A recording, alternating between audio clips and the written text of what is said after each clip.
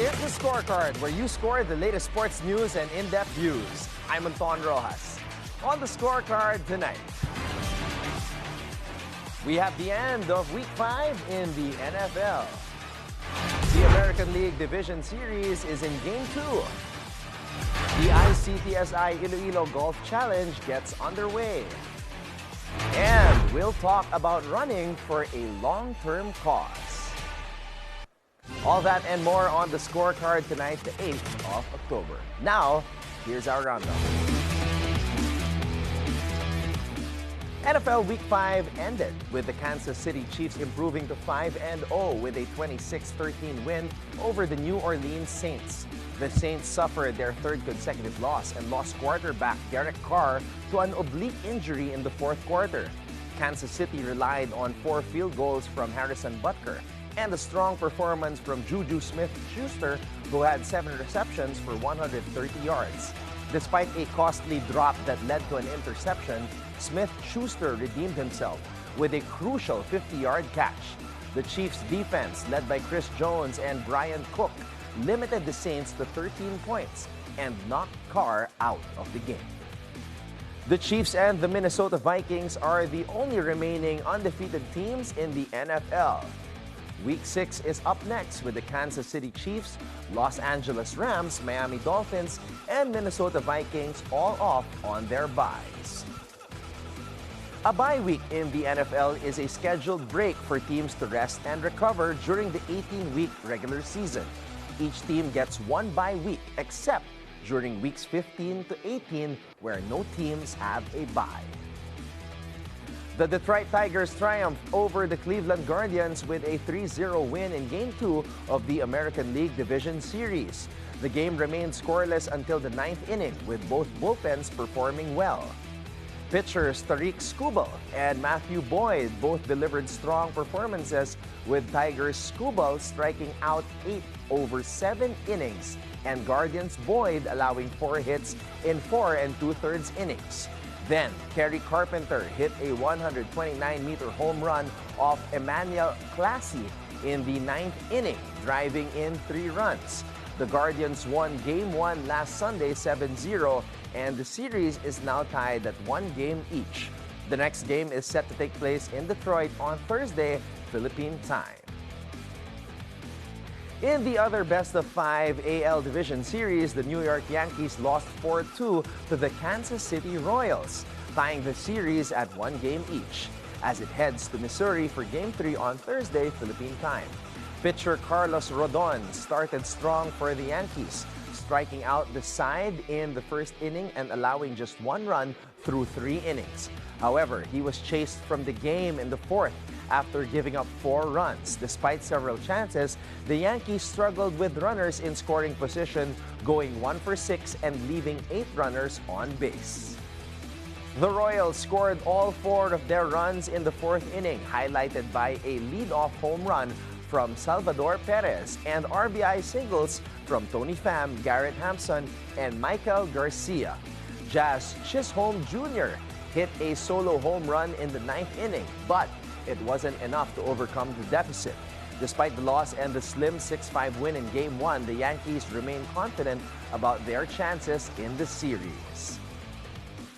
In the opening round of the ICTSI Iloilo Golf Challenge at the Iloilo Golf and Country Club, 4 players, Chanel Avaricio, Mika Fortuna, Chihiro Ikeda, and Gretchen Villavicencio, tied for the lead with scores of 2 over par 72. Avaricio was poised for the solo lead, but bogeyed the 18th hole, allowing Fortuna, who birdied her final hole, to join the tie. Among the men, Fidel Concepcion took the lead with an impressive 6 under 64. Benefiting from favorable conditions, Concepcion rebounded from a missed cut in the previous tournament by birdieing 3 of his first 8 holes and finishing strong with 4 more birdies on the back 9. Guido van der Waal is just 1 stroke behind with a 65, while Ira Alido is in 3rd with a 66. Defending champion Rupert Zaragoza, Tony Lascuna, and Raymond Haraula are tied for 4th with 67s. The leaderboard remains crowded with many players close behind, making for an exciting competition as the tournament progresses. In the NCAA Season 100 at the MOA Arena, the College of St. Benil Blazers secured an 84-69 victory over the Jose Rizal University Heavy Bombers. The Blazers built a commanding 53-27 lead by halftime, which helped them withstand a weaker second half. Veteran Blazers scorer Tony Inot suffered a left ankle injury in the first quarter and is expected to miss action in at least 3 weeks. Jomel Ancheta led CSB with 17 points. This win, their 7th against 2 losses, ensured they entered the second round as the #1 seed. Now, despite a career high from Joshua Giab, who scored 24 points, the Bombers' poor first half left them unable to recover, dropping their record to 3-6. Yukian Andrada showcased his veteran skills in overtime, leading San Beda to a 76-69 victory over Mapua in their finals this afternoon. Andrada scored 5 of San Beda's 10 points in the extra period, helping the Red Lions secure a three-way tie for second place with Mapua and Letran on 6 wins and 9 first-round games. Andrada finished with a team-high 18 points and 9 rebounds, while James Payosing contributed 15 points. For Mapua, Cyrus Cuenco top-scored with 20 points, including the Cardinals' 3 points in overtime. And in the nightcap, EAC secured a decisive victory over San Sebastian, winning 97-80. This win keeps EAC in contention for the Final Four. Harvey Pagsanhan delivered an outstanding performance, scoring 20 points, his best in an EAC uniform, showcasing his offensive skills alongside his defensive prowess. This victory places the Generals in a 3-way tie for 5th place with the University of Perpetual Help and LPU with identical 4 and 5 records at the end of the first round of eliminations. St. Benil regained the solo lead with Mapua, Letran, and San Beda a full game behind the Blazers. And that's our roundup for tonight, the 8th of October. Women empowerment through running. We'll meet Nicole Wuthrich de la Cruz, a very vocal advocate for that, when the scorecard returns.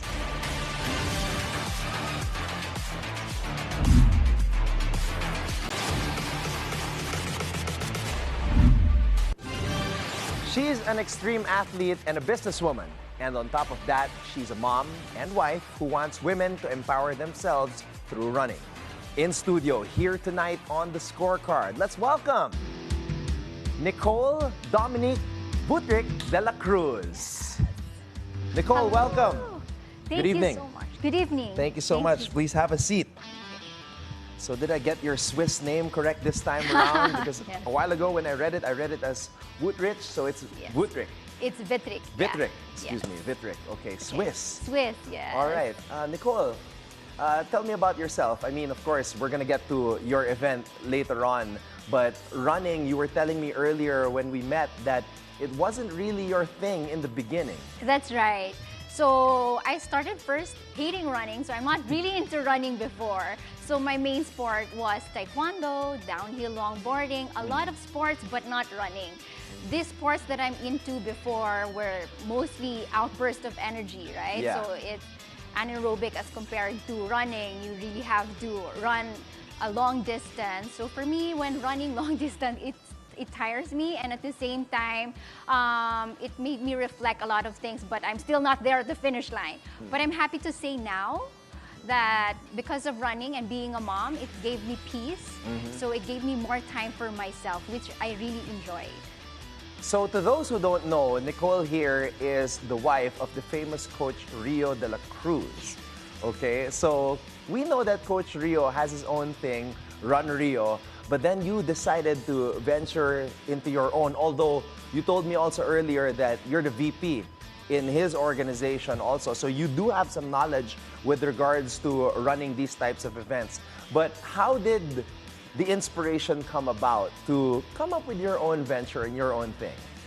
That's right. So I'm actually helping out also at Run Rio because Yes. I'm the VP. So I started Run Rio with him, but I also started Women's Run PH. So Women's Run PH came about because I really want to celebrate and empower women through running. And of course, being a mom, there are a lot of things that you juggle with life.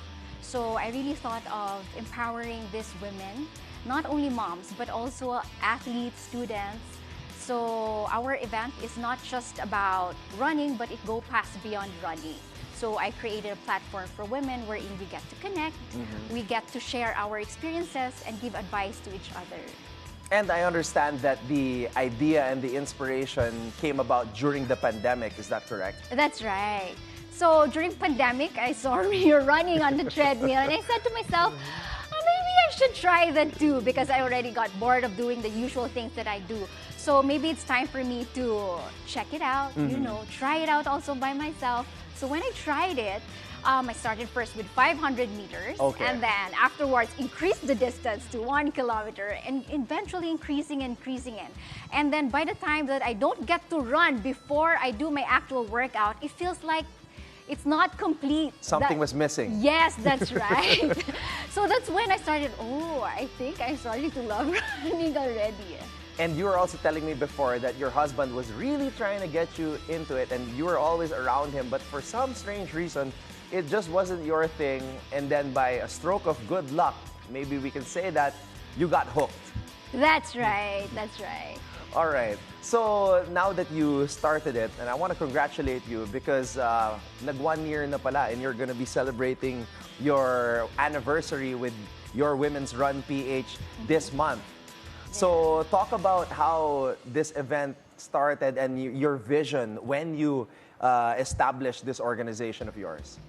So we started last year and it was so hard at first because, you know, creating an event just for women and seeing the statistics that 30% are women and then 70% men. And in terms of business side, well, that's not a good number, right?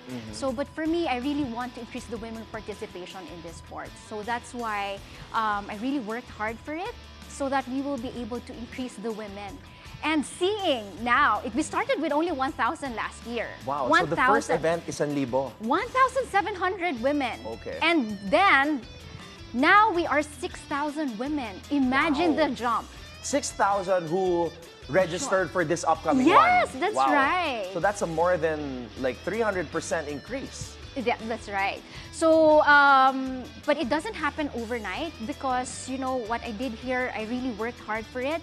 I made sure that all throughout the year, I was able to help the women, giving them free training runs. So that way, all throughout, until the event day, we will be able to, you know, increase women and give them sense of self-confidence and also they have to make sure that they don't doubt themselves in joining these kinds of events. Nicole, I'm looking at the videos here. Nakakatuwa. You guys really painted UP pink. And this is the Barbie pink that we are seeing right here. I understand the colors play a huge factor with your events. So after the Barbie pink in UP, you had the purple at MOA. That's right. And then ngayong October, your third run, ano naman ang kulay? Ano ba ang theme ngayon with the 6,000 participants? It's baby pink. So baby pink, a lighter shade of pink. Okay, there's the one for MOA. That's right, 5,300. Tumaas din yung bilang. That's right. Oo. Okay. How much is the registration fee per participant? So for 5 kilometers, it's 1,200 for regular rate, but usually we have promo naman din for that. And then for 10 kilometers, it's 1,400. So those are the only distances that I offered. But last year, I only offered 5 kilometers because I don't want them to feel that it's competitive, or I want them to feel more like it's friendly for beginners. Sometimes kasi it's very intimidating when you see like the 10K and the 15K, and then sometimes on social media, pag nakikita mo yung mga kaibigan mo na nagpo-post ng ganito, parang, teka muna, baka hindi pa tayo ready for that. So I think this is a good introductory way to get people to run, especially women and young girls.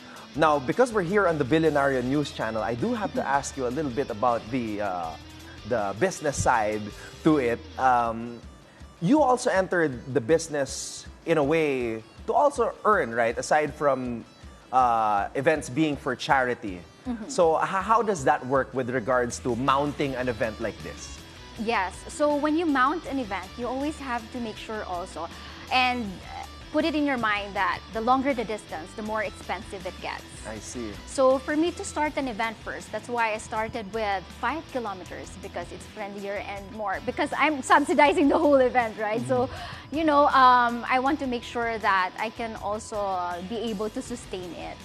So for me to sustain it, I need to get sponsors. Okay. So you have to present every day. You really have to work hard for it in order for you to earn. But from the start, you won't be able to earn much because it's given the statistics. Yeah.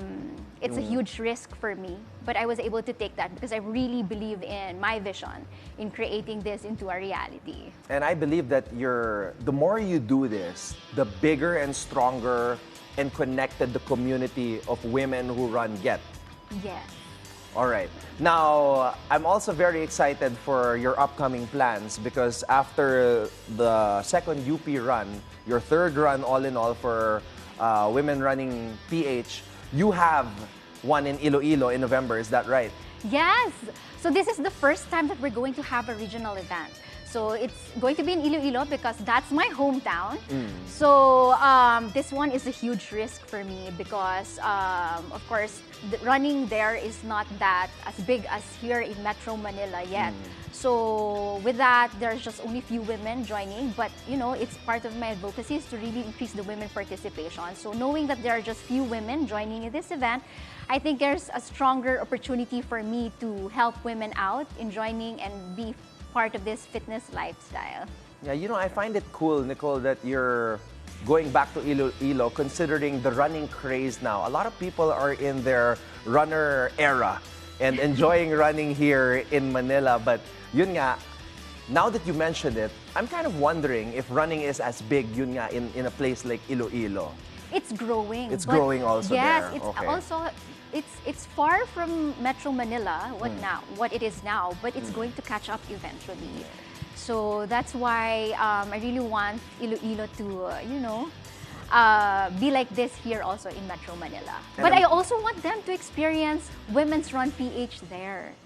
And I'm sure you bringing it there will only increase awareness with regards to the area and the community. Now, being in this business, and I'm sure you get a lot of advice from your husband, but for you personally, being able to have your own baby, your own business, so to speak, what are some of the lessons that you have learned managing and the feeling? I'm sure it's such a great feeling of fulfillment to be able to come up with this kind of event. That's right. So I'm very happy that because of my determination and the will to make this a reality, my takeaway here is that if you believe in your dream and if you have that vision, you just really have to work hard for it. And I've faced a lot of challenges and obstacles in creating this one, and I'm sure, but I never gave up. So that's the most important thing. And what's nice here is that when you know that you're already making an impact, not just because of the event, but also the women who are joining, they started reaching out to me and saying that, being thankful that I created this platform for them, and we get to connect and help each other out. So I'm very happy that I was able to help them in their journey. And I'm sure you're going to continue to touch lives as your event continues to grow. Kindly invite everybody to support and also lay out the upcoming events for your Women's Run PH. Okay, so everyone, thank you so much for supporting Women's Run PH.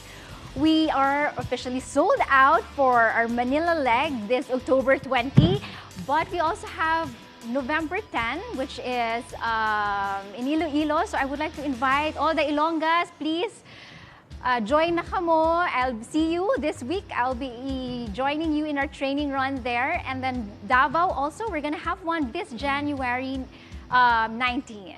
And there you have it. Nicole De La Cruz for at Women's Run PH. Nicole, thank you very much for your time and congratulations and best of luck. Thank you so much for having me. When the scorecard returns, keep your eyes on the prize.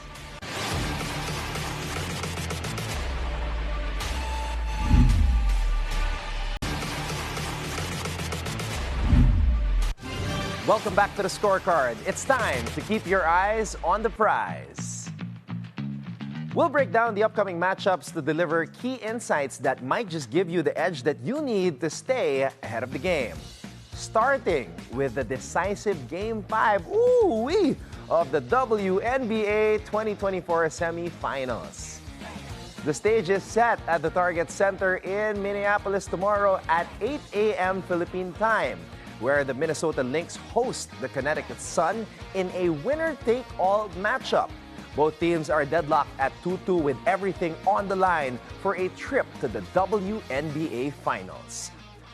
The Sun staved off elimination with a 92-82 victory over the Lynx, thanks to Alyssa Thomas and Tiasha Harris. Harris, reinserted into the starting lineup, made a huge impact, scoring a playoff career-high 20 points, giving the Sun the momentum that they needed. And Thomas, as usual, filled up the stat sheet with 18 points, 11 assists, and 8 rebounds. For the Lynx, Napheesa Collier continues to shine, putting up 29 points and grabbing 13 rebounds in the last game. She's been their go-to player throughout the series, averaging just over 27 points per game in the postseason. But Minnesota will need more than just Collier if they want to get back to the finals for the first time since 2017. Connecticut's three-point shooting could be the deciding factor. After struggling from deep in Game 3, they bounced back in Game 4, hitting 53% from beyond the arc. Harris and Dewana Bonner will need to stay hot while Thomas remains the glue on both ends of the court. As for Minnesota, home court advantage could be key. The Lynx have fought all season for this moment, and with their passionate fans behind them, they'll look to lock down defensively, something Collier stressed after their Game 4 loss. Who will prevail in this high-stakes showdown and earn a trip to face the New York Liberty in the WNBA Finals? Will the Connecticut Sun break through for their first-ever championship, or can the Minnesota Lynx reclaim their former glory? We're going to find out tomorrow. Next up, get ready for a colossal clash as the 2024 PBA Governors Cup semifinals tips off with Game 1 between two powerhouses, the San Miguel Beermen and Barangay Ginebra at the Phil Sports Arena. San Miguel comes into this series on a high after a thrilling do-or-die victory over Converge in Game 5 of their quarterfinal series. The Beermen were once again carried by their MVP, Junmar Fajardo, who delivered a monster performance with 40 points and 24 rebounds, with support from EJ Anosike, who added 23 points and 10 boards. The Beermen overcame a tough Converge squad, proving why they're a perennial contender. Fajardo's dominance in the paint with combined key contributions from CJ Perez puts San Miguel in prime position heading into this best-of-7 series. The Beermen have now reached the semifinals for the 6th straight conference and are determined to go all the way. Barangay Ginebra, on the other hand, enjoyed a smoother path to the semis, completing a sweep of Meralco in their quarterfinal matchup. Justin Brownlee once again played hero, leading Ginebra with 23 points and sparking a fourth-quarter rally to seal the 113-106 victory over Meralco.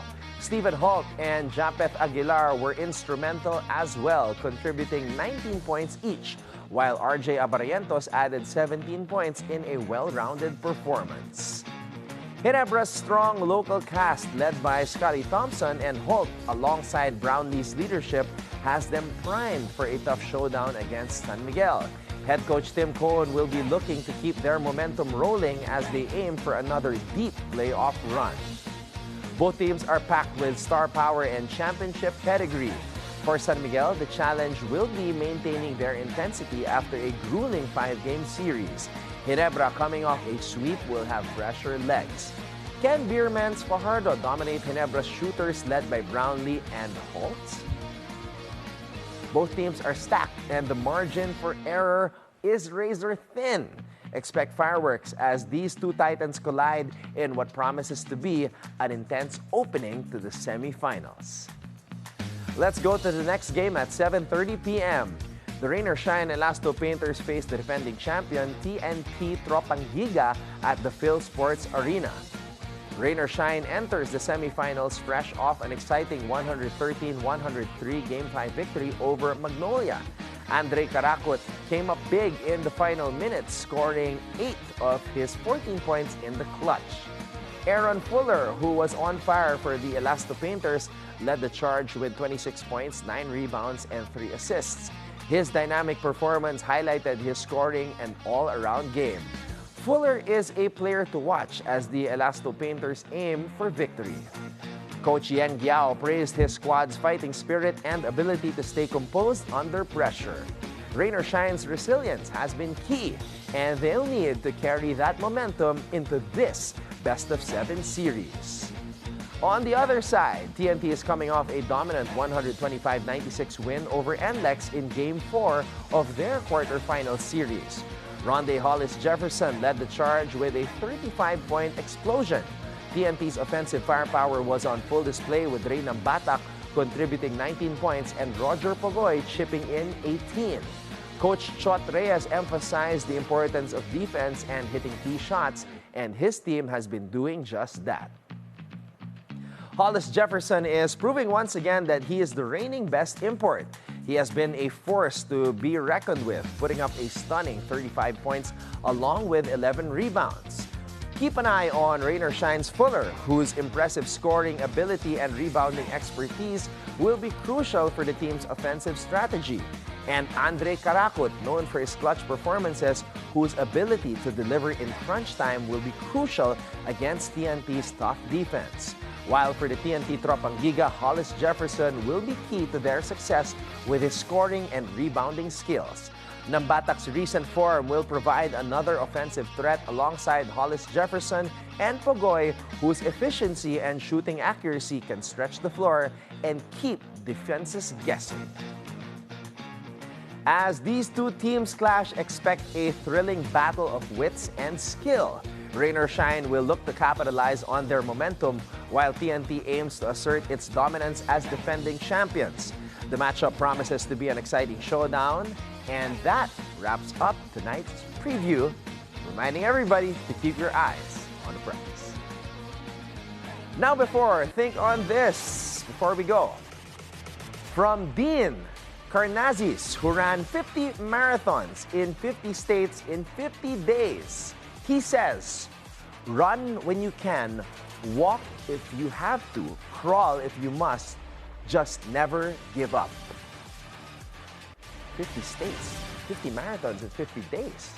Nakapagod isipin. But, as he said, don't give up.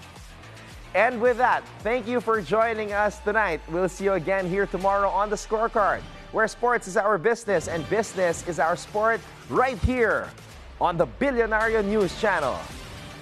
This has been Anton Roxas. Have a blessed evening. Good night.